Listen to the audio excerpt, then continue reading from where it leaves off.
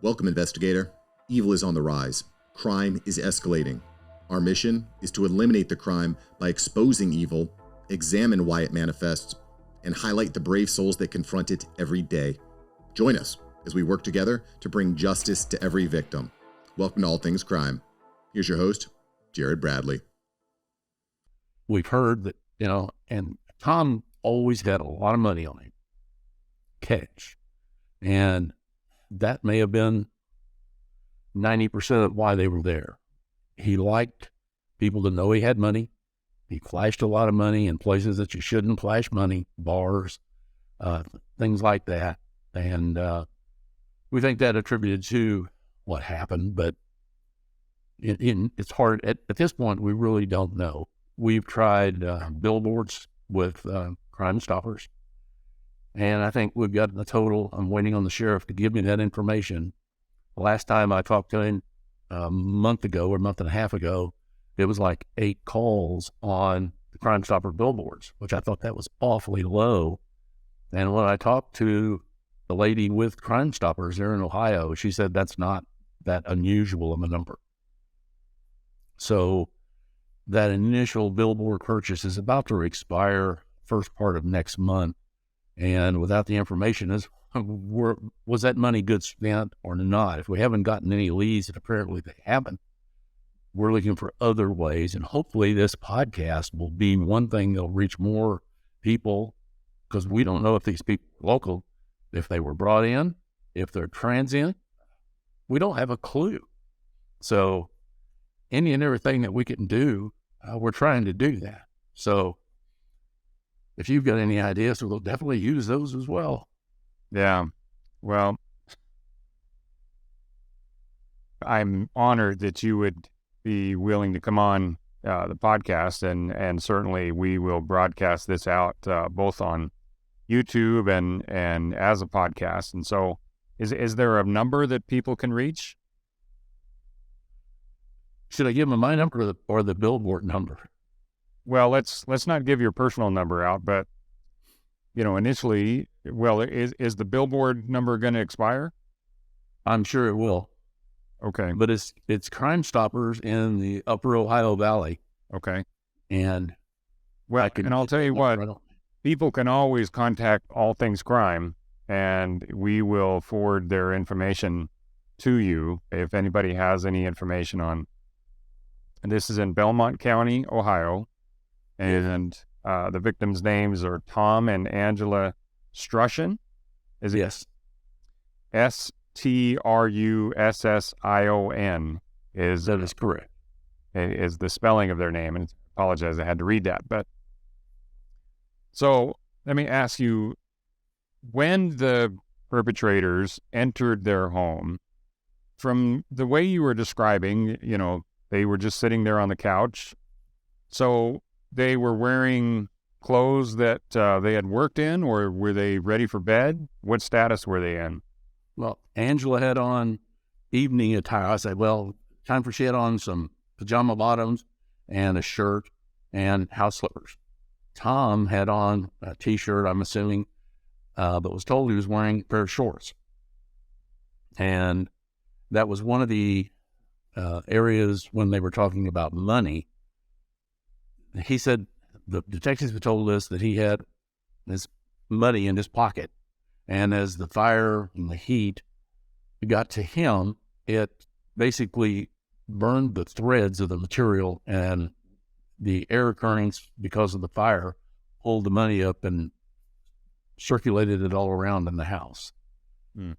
So that's what we were told, because we had also been told that there was stacks and stacks of money in that house. Nobody ever found stacks and stacks of money, but it was not uncommon for Tom to have $2,000 to $3,000 with him at any point in time. So again, we just don't know. From the sounds of it, if he would, was flashing money around a lot, then clearly the people of that area would have known that, and that would certainly be a motive. But you would think, again, I apologize for the sensitivity of it, but they were basically executed, and then the fire was set afterwards. So And that's actually fairly common, is to, try to cover up, make things look, one way when there was a case in Salt Lake City, for example, that a young girl was raped and murdered, and then the perpetrator, once he killed her, then he went and, threw clothes and stuff all over the place to make it look like it was kind of a burglary, and that escalated into a rape and a homicide. And so, they're throwing things around to try to throw investigators off certainly isn't a unique idea for some of these guys. But then to set fire to the house, would you think that there was accelerant that was used? Or Well, initially we thought that there was an accelerant used. Since then, we've been told that it really wasn't an accelerant. It was just a blood pool that had charred and darkened the floor in that specific area. Okay. Well, again, so sorry for everything that you guys are going through. I know it's, what are we, about a year and a half into this? Yes, just about a little over a year and a half. And we're no further along than we were 5 days afterward. So it's just disheartening. The crime lab there in Ohio has been very slow to test some of the evidence that was given to them 18 months ago. About 2 weeks ago, they did, I think, 3 more fingerprints. They only did 3 initially. They did 3 more. There's still 3 or 4 additional that they haven't done yet. One of those prints did give a full profile, so it has been entered, but it hasn't gotten any response. Also, I found out that the state lab is also reluctant to allow the MVAC to be utilized on some of the fingerprints and other evidence that they collected. And I don't understand why.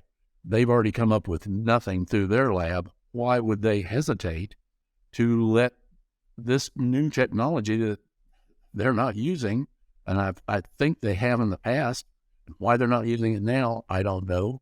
We were told by the chief investigator that he had a meeting with them, and they were just not really interested in using MVAC technology. And I don't understand that. Then I asked why, and it's basically, well, it's such a new technology. And I said, well, didn't you mention just a few days before? You just ran another test on a crime from 2007, and you got a hit on it, and you arrested that guy. So, new technology comes along all the time. You can't be afraid of it, and it's already been proven in other cases, any number of cases. It seems like there's been many, many roadblocks thrown up in front of the investigators, like the time that it takes to get them to do anything. All of these, if they would have done 1 print a month, they would have been done in under a year. Here we're 18 months in it, and there's still 2 or 3 prints that they haven't done. And I don't know what else they haven't done. But they've been very reluctant, it appears to me, to be aggressive in investigating and processing the evidence that was brought to them. I don't know if this is common practice across the country. If so, maybe we need to look into doing something different. Yeah, I don't know all the particulars of the interactions. I'm sure Cheryl McCollum.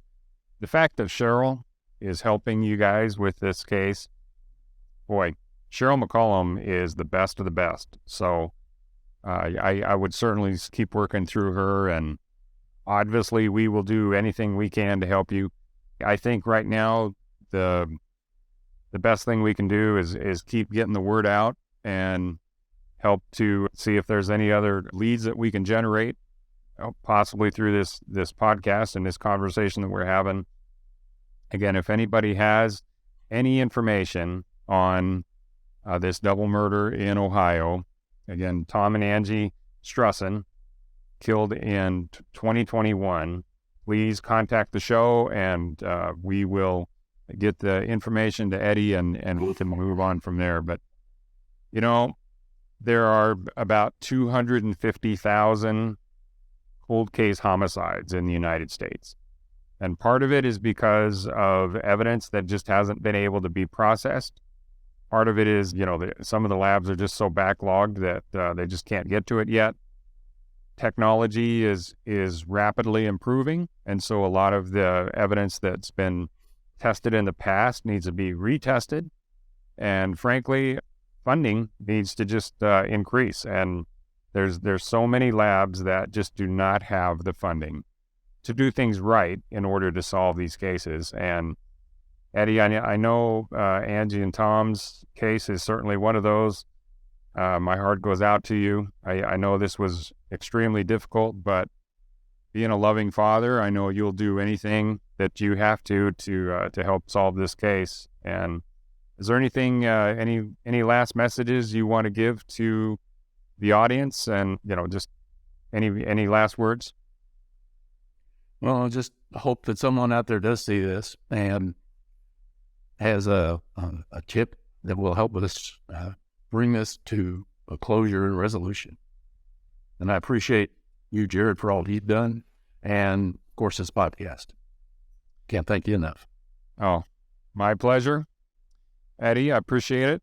Again, if you have any updates, anything else happens with the case, then I'd love to have you back on, and we can talk about it and let the audience know. So, in the meantime, as much as I can, I hope we're praying for you, and anything we can do to help, we will. And the important thing is, Eddie, I just hope that there's going to be a lot of people, again, that are praying for you guys and strengthen you and the investigators.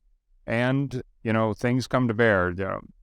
Things change. One thing we've known in talking and helping work with a lot of cold cases is relationships change.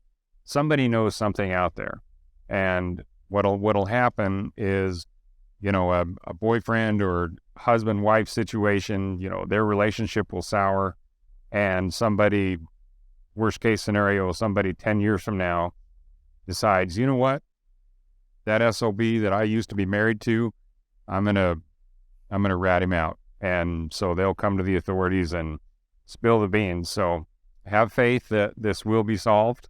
And who knows, even 10 years from now or 5 years from now or next month, new technology will come out, and they'll be able to either find DNA or develop some kind of a fingerprinting phenomenon. Something will happen. Technology will catch up, and cases like this will be solved a lot quicker than they are now. So, all right, Eddie, I appreciate you coming on, and I again, you're the first victim's family that I've interviewed, and I just hope we do it justice. I'm sure you will, and I appreciate all your time and efforts and that you've done for us already. Thank you very much. My pleasure. Okay, you have a good day. Thank you. You too. Thanks for joining us. Your attention today brings us one step closer to exposing and eliminating the evil that brings crime to our communities. Hit subscribe and share this episode. Together, we will bring justice to every victim.